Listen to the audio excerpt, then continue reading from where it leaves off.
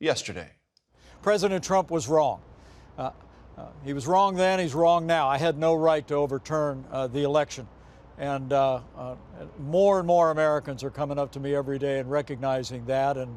And for my part, I'm running for president in part because, frankly, President Trump asked me to put him over the Constitution that day. But I chose the Constitution, and I always will.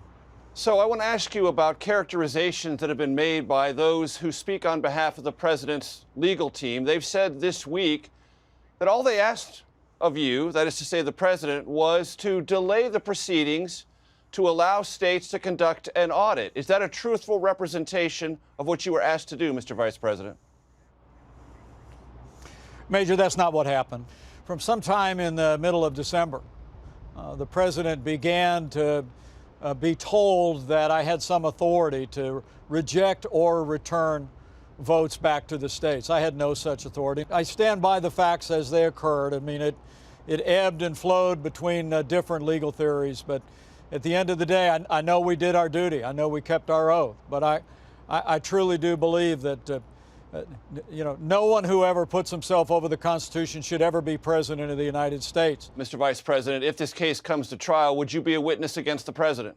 People can be confident. We'll obey the law. We'll respond to the call of the law if it comes, and we'll just tell the truth. Look, I've been telling this story over the last 2 years, but I must tell you, over the last week, it seems that more and more Americans have been coming up to me and just expressing a word of appreciation for what, by God's grace, that we did that day. To be clear, Mr. Vice President, you do not regard this indictment as the political persecution of the former president?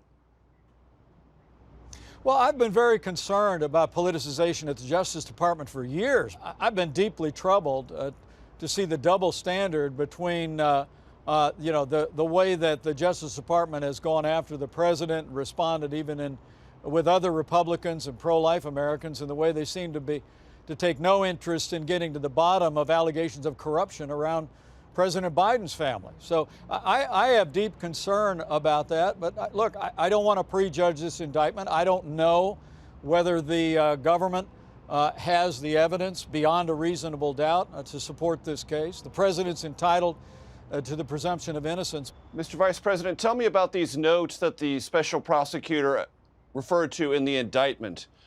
Were those all the notes you took on all of your conversations with the former president at that time?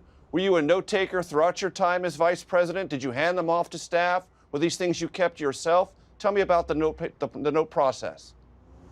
Well, I can tell you, Major, I have some limitations of what I can talk about relative to the grand jury, but there was from time to time, particularly at important moments, I had a practice of scribbling a note or two on my calendar just to memorialize it and remember it, and I did that in this case. I generally didn't make a practice of taking notes in meetings over the 4-year period of time, but given the momentous events that were unfolding, I did take a few notes to remind myself of what had been said. And, from very early on, the very first time the president raised the issue with me that he was being told that I had the right to overturn the election, to reject or return votes, I told him I knew I had no such authority. Look, I'm a student of American history.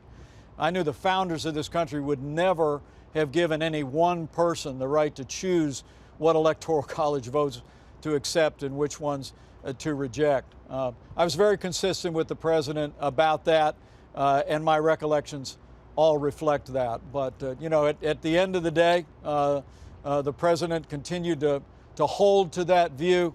But I knew what my duty was. And as I said, by God's grace, we did our duty on that fateful day. Mr. Vice President, what do you believe